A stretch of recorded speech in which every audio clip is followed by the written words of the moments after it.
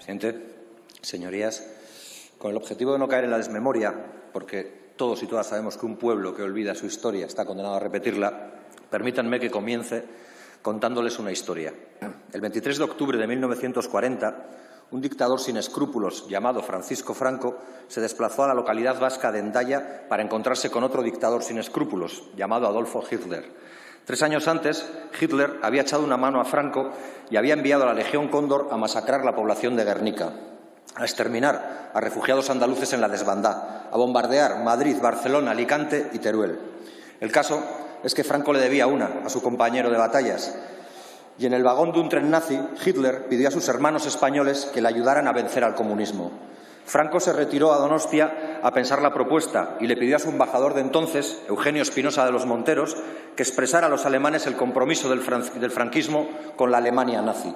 Unos meses después, Franco envió a la División Azul española a luchar contra el comunismo. La historia es de sobra conocida. Por fortuna, la División Azul y los nazis quedaron subcampeones en Stalingrado. El 27 de enero de 1945, el Ejército Rojo liberó Auschwitz y mostró al mundo qué clase de régimen criminal había sido aliado de España durante los últimos años. Además de 1 millón de judíos, en aquel campo de exterminio murieron 1.200 republicanos que huyeron del terror franquista, muchos de ellos comunistas, con ideología comunista, que no teología, porque seguramente ellos, igual que los comunistas de hoy, siguen y seguimos pensando que ni en dioses, ni en reyes, ni tribunos está el Supremo Salvador. Pero ahora me gustaría contarles otra historia. El 20 de abril de 1963, el régimen franquista torturó y ejecutó al dirigente comunista Julián Grimau, tras un juicio sumarísimo donde fue condenado sin pruebas. Ante las protestas internacionales, el régimen de Franco salió a dar explicaciones. Fue el ministro franquista, y les sonará, Manuel Fraga, después, y a la sazón fundador de su propio partido, quien justificó el crimen en una rueda de prensa y achacó el fusilamiento, y esto es literal, a los crímenes y atrocidades cometidas personalmente por este caballerete. Pero tengo una tercera historia. El 20 de enero de 1969, la policía franquista arrestó al estudiante comunista Enrique Ruano, que cayó misteriosamente por la ventana de un 7º piso. Adivinen quién organizó una campaña para justificar la muerte de Ruano. Efectivamente, el inefable Manuel Fraga, que ordenó publicar en ABC un diario manipulado de Ruano para sugerir que el joven tenía tendencias suicidas. Después, el señor Fraga, el mismo Fraga de siempre, llamó por teléfono a los padres de la víctima y les ordenó que dejaran de revolver si no querían que su otra hija acabara igual. Ustedes, señorías del Partido Popular, presentan hoy una propuesta donde humillar a las víctimas del franquismo, muchas de ellas comunistas, tratando de equipararlas con la ideología criminal del Tercer Reich, y lo hacen únicamente para limpiar su mala conciencia, para que olvidemos también cuáles son los orígenes del fundador de su partido y la línea ideológica que perpetúan con su acción política. Ese es su pecado original y no el nuestro, tanto que les gusta hablar de herencias y herederos. Ustedes, señores del Partido Popular, presentan hoy una propuesta para condenar al nazismo como si el gobierno de Rajoy no hubiera celebrado en 2013 un homenaje a la División Azul, o como si su fundador, el señor Manuel Fraga, no hubiera firmado en 1971 un manifiesto por la liberación de Rudolf Hess, el número 2 del régimen nazi de Hitler.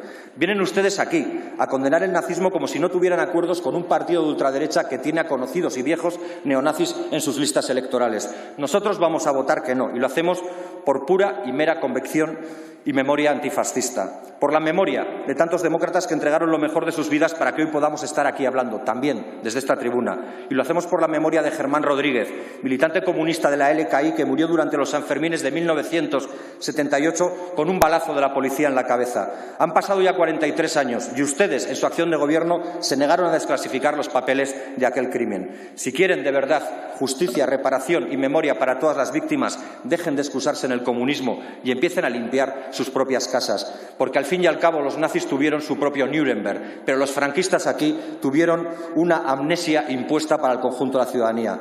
Nosotras y nosotros seguiremos honrando la memoria de los comunistas que lucharon por la libertad y por la justicia, y seguiremos inspirándonos en sus letras y en sus escritos, en los escritos de comunistas y personas de izquierdas vascas como Gabriel Zelaya, como Blas de Otero y Gabriel Aresti, cuando decía aquello de Nliaitaren etxea defendituko dut, pero también en la memoria de comunistas españoles como Miguel Hernández, cuando lanzaba una pregunta al aire antes de ser asesinado: ¿por qué no lleváis dispuesta contra tal villanía y contra toda villanía una hoz de rebeldía y un martillo de protesta? Besterik ez, mila esker. Gracias. Sí, señor Espinosa de los Monteros, ¿qué artículo hace mención? Artículo 72 en relación con el 71.3 por alusiones, señor presidente.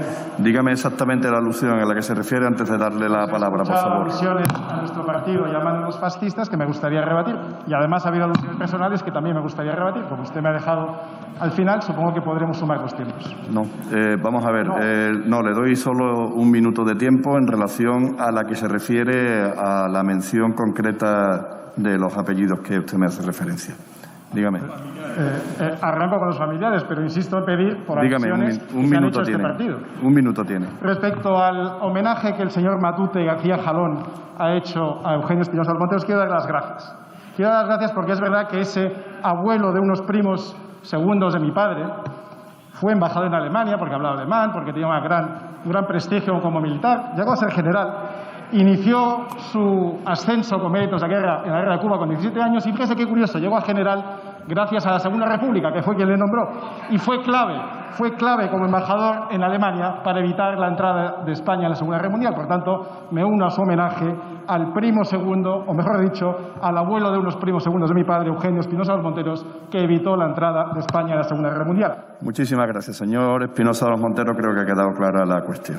Muchísimas gracias. No tiene más la palabra. Gracias. Continuamos con el debate.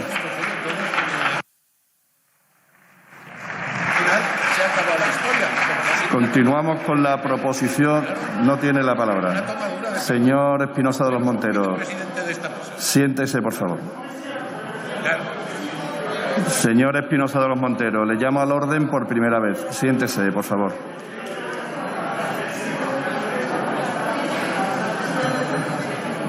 Señor Espinosa de los Monteros, siéntese. Vamos a continuar con el debate. Continuamos con la proposición no de ley del Grupo Parlamentario Socialista sobre la erradicación del sinhogarismo.